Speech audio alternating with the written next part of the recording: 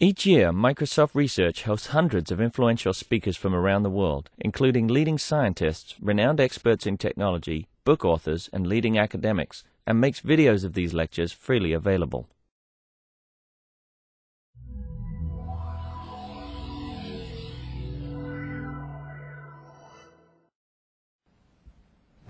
So hi, so I'm Nick Ducheneau from Park. I'm also going to talk about a massively multiplayer online game this morning, like the two previous speakers. My personal interest is online communities, but what really got me attracted to doing research on massively multiplayer games recently is the fact that those games are really very interesting social engineering experiments, basically. If you look at all of the tech that are out there on designing MMOs and even in the popular press, you'll see that everybody believes that those games are really built to foster relationships between players. And there are all sorts of ways, you can encourage relationships between people online. The way MMOs have tried to do this is by really engineering a need for team play. So everybody who's played WoW or EverQuest or any other game before knows that when you play an MMO, there comes a point very quickly in the game where you need to group with other people. You have no choice. You have to form a party because the quests are too difficult. So you really have to form a party with other players. So in some sense, those games heavily structure interaction. They force interaction between players, perhaps more so than in other online spaces. And the designers are really trying to foster the creation of very dense social networks and highly collaborative social spaces. So I find this fascinating. It's an interesting, again, social engineering experiment. Now, there's an interesting disconnect, however, between this vision and what happens in practice.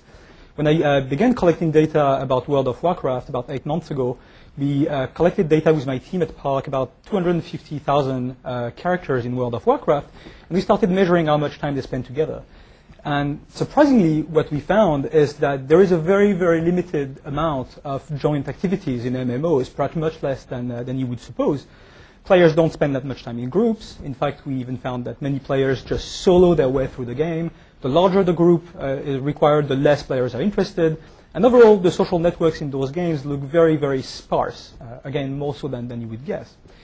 So that, but still, players play those games because there are other players in them, right? I mean, if they were there only for the gameplay, they would pick a single-player game with exactly the same feature and probably be just as happy. That's not the case. They still come to MMOs in droves, 6 million players in World of Warcraft, for instance.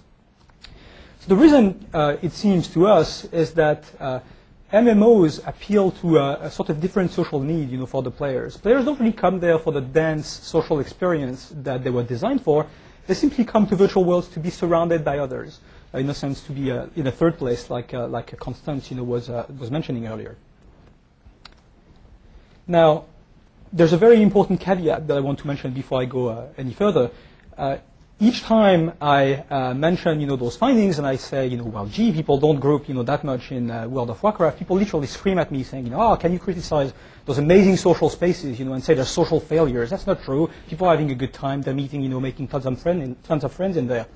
And so I want to just really emphasize that. I'm not saying here that I'm criticizing WoW or any other game for being an example of Putnam's dreaded bowling alone theory.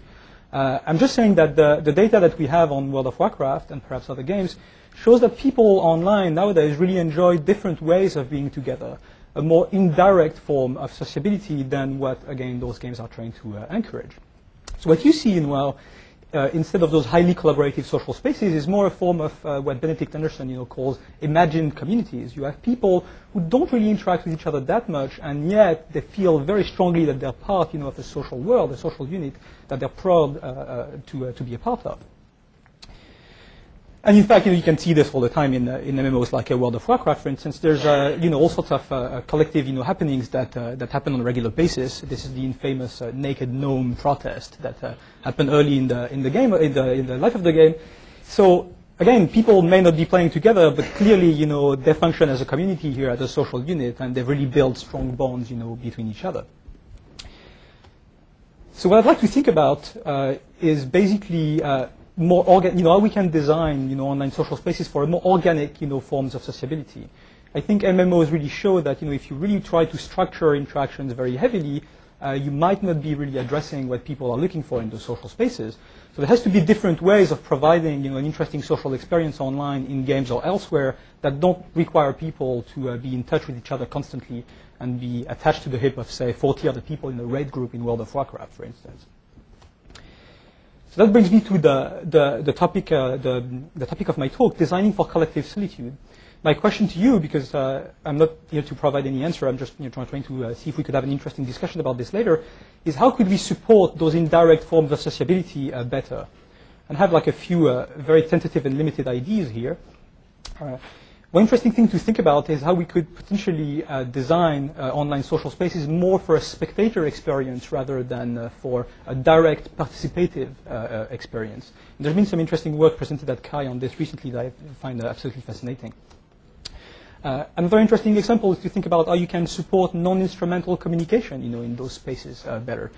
Big thing in World of Warcraft is that people dance all the time. It doesn't cost you much. You type /dance and your character, just moves in a funny way. And that leads to all sorts of emergent behavior. People grouping together, having a good time. It takes them 5 minutes, 2 minutes, then they disband, they go on their merry way. It gives them a very strong sense of being in a social space inhabited by other players. And again, they don't have to spend 5 hours with 40 other people running through a dungeon. Maybe another possibility would be to emphasize indirect interdependencies between the players better. A part of this game that is extremely popular, for instance, is the economy. And if you trade goods and services with players on an auction house or elsewhere, you develop a sense of being in a social world without necessarily interacting with other people. There would be literally dozens of other examples. So what I'm interested in is to discuss this with you further later today. Thank you.